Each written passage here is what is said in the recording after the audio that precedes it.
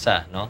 Especially since ang kining si Angeles, Mr. Angeles, nakasulti siya, no? Na may mga information siyang gihatag, no? Binulungan niya yung kanyang misis, no? Yun ang nakabalita eh. Doon na siya gihunghong siyang misis na pangalan, and katong pangalan ang nahimong lead sa kapulisan. So karon syempre tagaan nato chance ang kapulisan na i-follow tong lead. Hindi naman nato gustong bulabugon pod ang ilang investigation. So ginahulat lang namo sa Kongreso na magkaroon og positive results ang investigation nila. Dili man pod namo gusto na magkaroon og investigation sa Kongreso samtang nag-iimbestiga pod ang kapulisan. Otherwise, basing masamok, mabulabog pa hinuon ang ongoing investigation sa atong kapulisan. So, ginahulat lang nato o ginatagaan nato og tsansa ang kapulisan na ma-follow ang lead and hopefully makuha ang katong nagpusil or katong mga suspect. So, hulaton lang namo, syempre tagaan nato og respeto og tsansa ang atong kapulisan, pero matud pa namo kung walay mahitabo, kung bulabugon nila ang investigasyon, mapugos mi sa Kongreso na mag-conduct sa among kaugalingong investigation, of course, in aid of legislation. Sa imo mga pamahayag may kalabutan sa pagpusil kang Fernan Angeles sa Congressman Carlo, imong gisugyot nga bansayon aron nga mahatagan og kahibalo gani ang mga lumilihok sa media nga makadipinsa sa ilang kaugalingon. Pwede ba namo nga nimong pasabton ang dugang may kabahin ni Congressman? Nakahinumdum makaato, Zalds, na dunay there was a time na ginapusil o ginapatay po ang mga prosecutor, mga judges, ana. And then nagkaroon og idea kining DOJ na ilahang i-training nila ang mga prosecutors, o bisan pa man ang mga judges in terms of pagpusil, in terms of sa marksmanship, in terms of paggamit sa pusil, in terms of self-defense, etc. etc. Kung kana siya ginabuhat sa DOJ para sa mga prosecutors, na of course target ang mga prosecutors sa mga inaaning klaseng mga krimen tungod kay siyempre mga prosecutors na naga-prosecute sa mga kriminal, dapat ingon na pod ang treatment nato para sa atong mga journalista o mga kaigsunan nato mga taga-media, no? Because nakita naman nato ang statistics. Under the statistics nato, ang mga media men nato and media women, those that belong to the media, are being targeted left and right, no? For whatever purpose or motive, kina-target na sila. So kung naatay mga self-defense na mga mechanisms or kini mga self-defense na suggestions and self-defense na things or procedures, whatever that we're giving to the prosecutors and our judges, dapat equal treatment po. Tagaan po nato ang mga members sa media. Malo na ako, kung magkaroon tayo ng equality of protection of the laws here, kung na ay treatment na inaana para sa mga prosecutors and judges who are also prone to these attacks, importante, ang mga media, mga tinuod na media, tagaan po doon inaanang klaseng protection. Congressman Carlo, doon na po'y nasulting mga privileges o mga pribilehiyo alang sa mga legitimate members sa fourth state. May kalabutan sa pagtugot nga makadala o hinanggiban ang mga newsmen. Unsay ibot nimong ipasabot gyud ni Congressman? Una sa tanan, siyempre, pag mag-ingon ta og tinuod na media man, kana mga tinuod yun, no? Siyempre, pag-abot sa prosecutors and judges, kay balo mo gyud ka kung kinsa ang prosecutor o kinsa ang judge, di ba? Because nakabutang na sa DOJ, sa list sa mga prosecutors sa DOJ, and dito sa Supreme Court, kung tinuod ba gyud na judge gina siya. So, it's very easy to identify kung kinsa ang tinuod na prosecutor o kinsa ang tinuod na judge. Pag-abot sa media, medyo maglisod ta. Maglisod ta ka-identify kung kinsa ang tinuod. So, number one, kinahanglan, mahibawan po nato, and we have to be very careful sa pag-identify kung kinsa ang mga tinuod na media na magkinihanlan or nagkinihanlan sa aning klaseng protection. And of course, syempre, yung katong privilege lagi na ay permit to carry, no, firearms. And of course, kinahanglan mga responsable po. No? So all of these things have to be taken into consideration. Pero kini mga suggestions na kung gipagawas, was based po sa consultation nato sa mga taga-media. And kining tanan nanggikan po sa mga taga-media. Mao na nagpagawas tag ina ng klaseng issue, ina ng klaseng statement because this was based sa atong consultations with our friends and brothers and sisters diha sa media. Of course, sila po na nagsulti na pero kinahanglan careful ta ha kay dili tanan mga accredited gyud or mga tinuod na media. So importante kanang i-identify usa nato kung kinsa ang tinuod. Kay nay mga nagapanggap-panggap lang diyan, lisod pod kung atong pagtagaan. Naapod may mga miyembro na dili pod responsable. Di ba? Kung tagaan nimo gyud ng klaseng pribilehiyo, basing abusuhon pod. So dili pod nato gusto na naghatag tag solusyon pero imbis na nahimo siyang solusyon, nahimo pa hinong dakong problema. So again, I said we have to do balance nato tanan. And kinahanglan na agyo tay process na ginasunod and we have to be very strict with the procedures as well.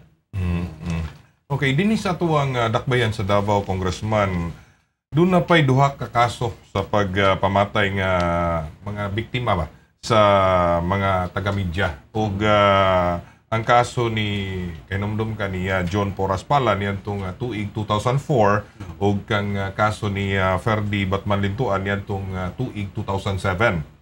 Wala na bagyoy paglaom nga masulbad kining mga kasuha, Congressman? Always naman na ay paglaom, diba?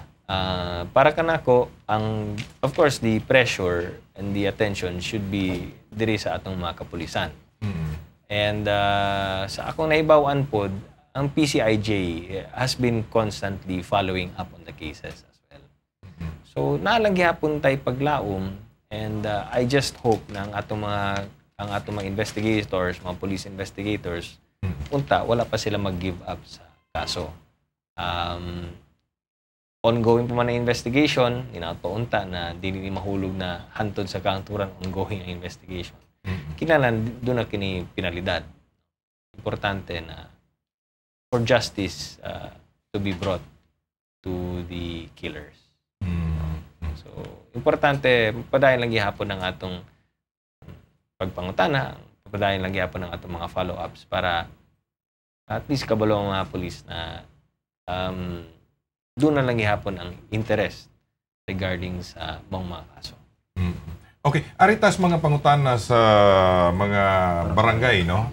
Diin labi na diri sa particularmente sa unang distrito, Congressman Carlo. Ang COMELEC ni anunsyo di pa lang dugay nga mupalit ko no og PCOS machine sama ni adtong gigamit ni adtong 2010 election. Taliwala sa kadaghan sa problema nga giagyan atol ni adtong maong piniliay. Unsay imong ikasulti kalabot sa maong desisyon, Congressman? Ang sabi kasi ng COMELEC, napugos lang sila na mauna siya ang gamiton tungod kay nangayo daw kuno sila og budget na 10 billion pesos from Congress for the year 2012.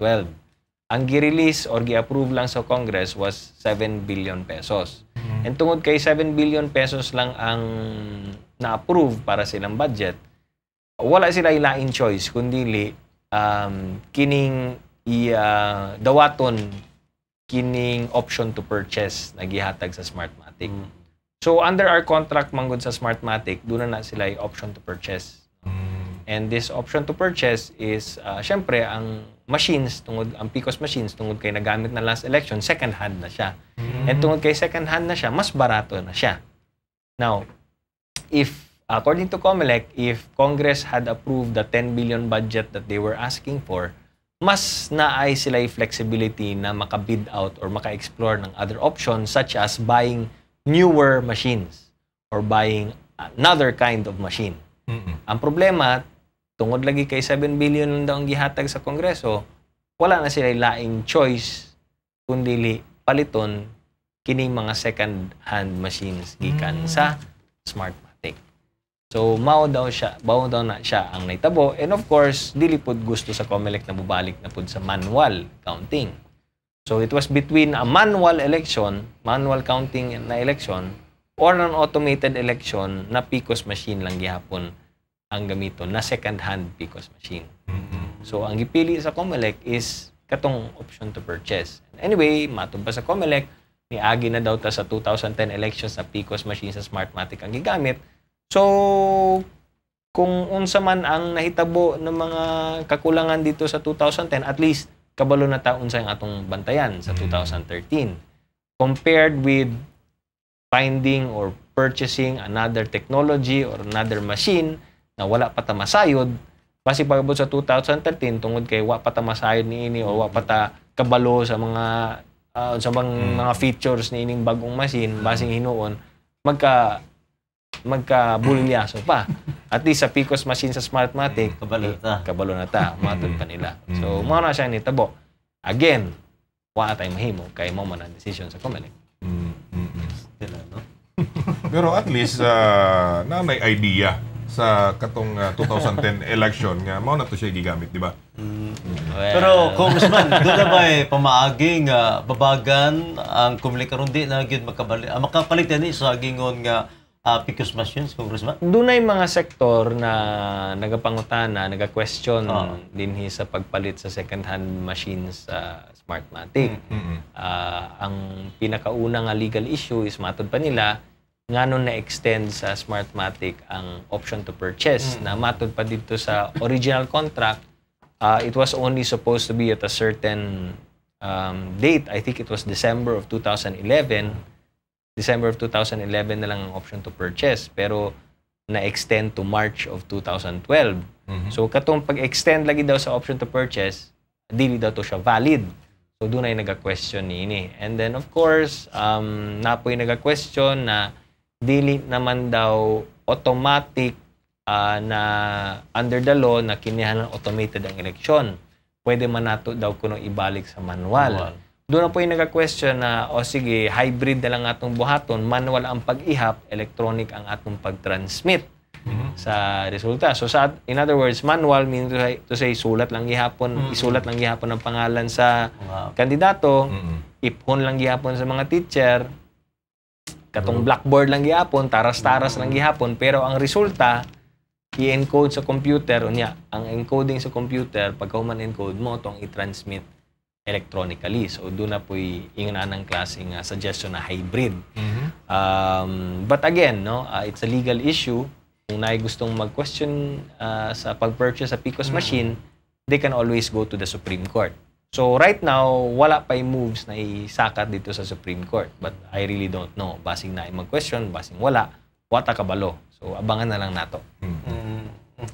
Pananglitan nga magpursige gyud ang COMELEC sa maong plano, Congressman Carlo. Unsaon sa pagsiguro nga di gyud magamit sa pagpanikas ang PCOS machines, Congressman Carlo? Importante na sundo nato ang balaod. Ang problema man gud sa tong miaging election, 2010 election results is doon na kitay balaod pero gidisregard ang nakabutang sa balaod. Number 1, nakabutang sa balaod na kinihanlan na ay UV or ultraviolet readers. Dapat basahon sa makina ang dapat ang makina dunay ultraviolet reader na mabasa sa ultraviolet reader ang ultraviolet marks diha sa balot sa balota. Kung walay ultraviolet mark, i-reject sa machine. Ang problema tungod kay mali daw ang printing, gi-disable nila ang ultraviolet reader. So bawal yun kasi paglabag sa batas yun. Number 2, katong digital signatures. Nakabutang na digital signatures pero giwala po tong digital signature. So usapod ka paglabag sa batas. Katong pag-deploy nila sa mga kining mga extra CF cards, pati extra na CF card readers per province and per election officer or per COMELEC election district. Wala po nakabutang sa balaod pero naghimo sila og inaanang klase. So dunay daghan ang mga gihimo or nahitabo sa 2010 elections na labag sa atong batas. Na kontra sa nakabutang sa atong balaod sa automated election law nato. So kinihanlan para malikayan ang binuang diha, sundon lang nato kung unsay nakabutang sa balaod. Okay, sa laing bahin na Congressman Carlo Nograles, sir, daghang party sa Mindanao payo na lang gani kay wala na labot ko na wala mahiapil ang syudad sa Davao, no? Ang nakatagamtam og duha hangtod 4 ka oras nga brownout matag adlaw.